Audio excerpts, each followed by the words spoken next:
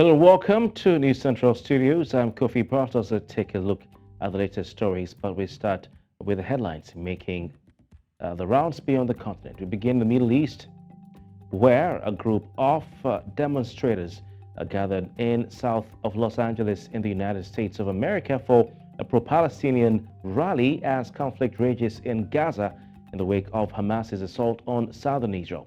Officials say U.S. Secretary of State Anthony Blinken is working with Israel to assign safe areas for civilians in Gaza. This is a stop U.S. diplomat on Friday toward the region ahead of an expected major Israeli offensive in response to Hamas attacks.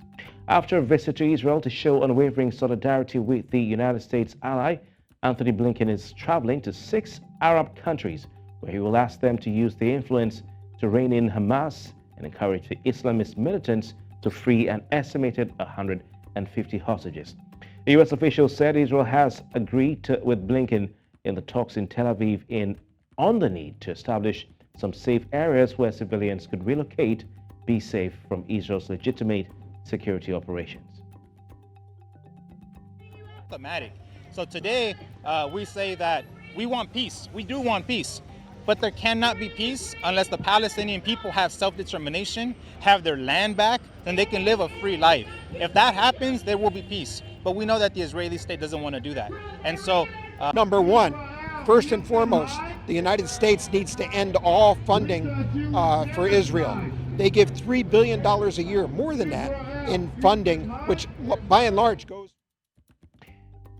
Well, joining us is Otunba Olabode Osenie. He's a political and public affairs analyst and, of course, a public commentator. He's in London, the UK. We also have Mr. Eloje, Eluka, a former UN aid worker in the Middle East and Africa. Gentlemen, thank you very much for your time. Let's start with you. How would you analyze the current geopolitical dynamics between Israel and Palestine?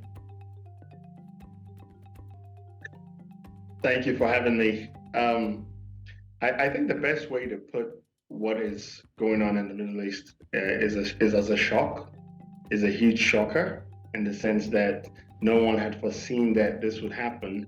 I think Hamas as well didn't believe that they could get this far in terms of being able to strike Israel and hit it straight at the heart.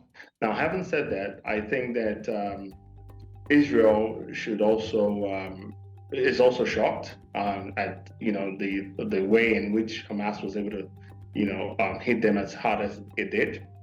But I also believe that negotiations are the best way to move forward, and I believe that those same negotiations are ongoing. I'm aware that there's talks between Hamas and Israel as it stands, and most of these talks are happening right now in Switzerland, from what we know. So I believe that exercising restraint is always the best way, and that's what I think. All right. Thank you, Dr. Eluka. Let's move to our second guest. Sir, what factors do you consider when assessing the impact of the United States support for Israel on the overall conflict? Thank you, and thank you for having me. Again, I see more danger coming, more problem coming to Middle East, and probably to a great extent going to polarize the whole world, because as it is now, looks like a substantial number of countries or people are supporting Israel against Palestine, yeah, and that will remain to be in balance in the whole scenario. But what we should not focus on is there are countries that are they are taking advantage of situation because of their own selfish interest. And like I said, as much as I want to give all the best balanced view of the war, I still feel like, for me as a commentator, that there's still kind of imbalance, the advantage of the stronger taking the advantage of the weak. There's someone who has, one of the parties has more or less nothing to fight with. and the other party has all the hardware in this world to fight with. So, and then the large number of people that are supposed to, call the truce are probably not doing that because of their interest. Interesting, Otunba. Dr. Eluka, what or how do you approach gathering and analyzing data, to understand the complexities of this particular situation?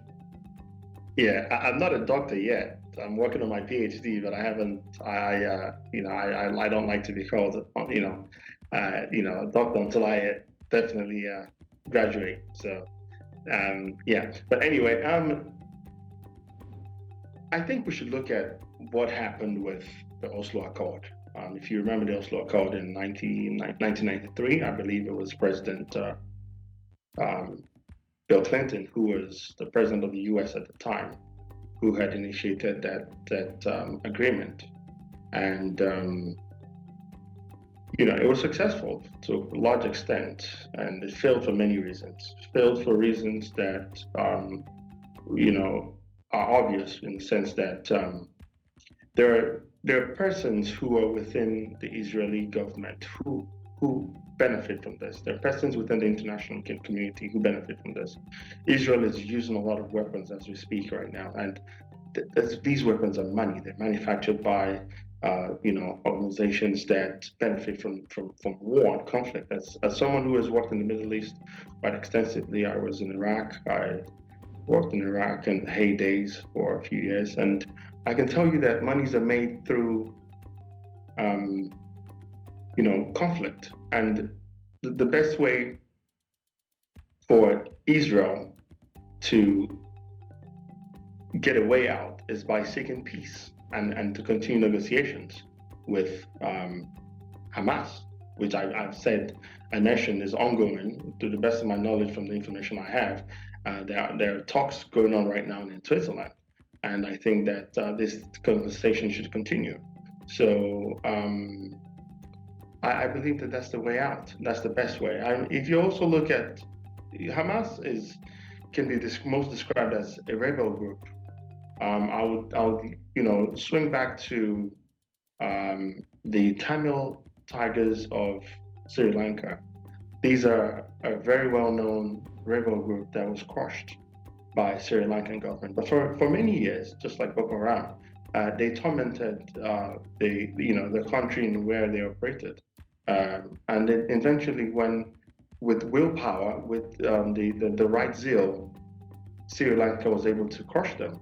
So the same thing is going on with Hamas. Hamas is right next door to Israel, and this can be achieved through strong negotiations, can be achieved through dialogue, it can be achieved with goodwill. And once these things are on the table, you will be able to achieve peace. Right. So, that's my point. Quite interesting, Eloje. Thank you. Otunba Olabode, in your opinion, what strategies or recommendations do you have for, or would you propose to promote a peaceful resolution? Because both of you seem to be on that page. As a student of international politics and so on, I've always thought maybe one state solution would have been the best. Put everybody together under one roof, and then get them to start sorting out their problems. But then that's a very unpopular suggestion to the world. Everybody wants to be on their own. So then the next possible solution will be a two-state solution, where each one of them will have the power over their people, over their land, and then they become, Israel is already a sovereign state. Palestine is not, and that hurts. And like I said, I can see a lot of rats, smelling things happening, because there's no amount of money that is too much to spend on peace. The amount of money being spent on funding war now could have also been used to fund peace. Peaceful means is the ultimate goal of an average Israeli or a Palestinian. They want peace. But then again, if the other country sponsoring one side or the other just paying for war, we're not going anywhere. So I think the solution would be to start negotiation, to start talking, because I learned that in university when I was studying law. Where two people are talking, there will never be war. Okay. As long as people are not talking, this kind of war, senseless war, people are getting killed, is going to continue and continue, and that is not what an average human being. Quite interesting, Otunba Osenie, and of course, Eluka, Eloje. Thank you so much for your time, and of course, we hope to have you again soon as we continue to monitor the situation. Thank you for having me. Thank you for having me too.